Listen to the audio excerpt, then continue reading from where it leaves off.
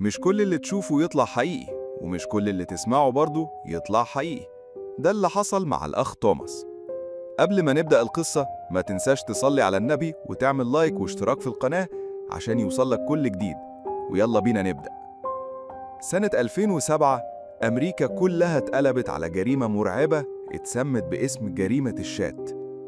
الجريمة دي بدأت عادي جدا بشخص اسمه توماس مونتجومري، راجل عنده 47 سنة، متجوز وعنده بنتين وعايش حياة طبيعية قدام الناس.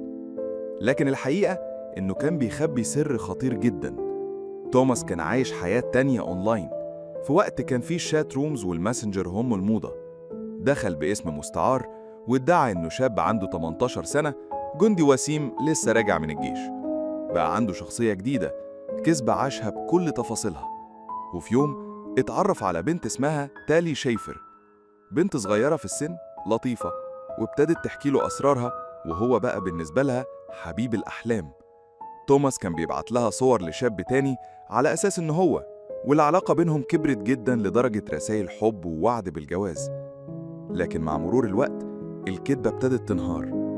برايان باريت زميل توماس الأصغر في الشغل، شاب عنده 22 سنة، اكتشف العلاقة دي وكمان ابتدى يتواصل مع نفس البنت.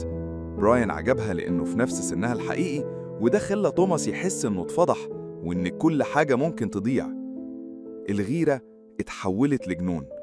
توماس بقى بيكتب في مفكرته إنه لازم يموت برايان، وإنه مش هيسيب حد يسرق منه حياته التانية. ابتدى يسمع الأصوات جواه، الأصوات اللي بتزن على ودنه: اقتله، هو سرق منك كل حاجة. ليلة 15 سبتمبر 2007 برايان كان خارج من شغله في ورشة السيارات، وما كانش يعرف إن الموت مستنيه وراه. توماس استناه في الضلمة، ولما شافه رفع المسدس وضربه 3 طلقات. جسم برايان واقع على الأرض والدم غطى الأسفلت قدام الجراج. الشرطة لقت الجريمة مربوطة بالرسائل الإلكترونية، كل كلمة، كل إيميل، كل تهديد، كله متسجل.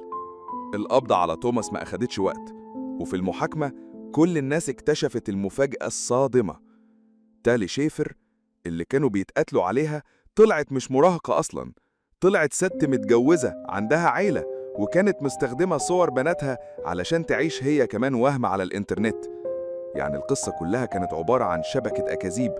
كدبة جابت غيرة، الغيرة بقت جنون، والجنون انتهى بجريمة قتل بشعة. النهاردة القضية دي بتدرس كتحذير مرعب إن الكذب على الإنترنت ممكن يدمر حياتك ويحول شوية رسائل على شات لرصاصة تختم حياة بني آدم.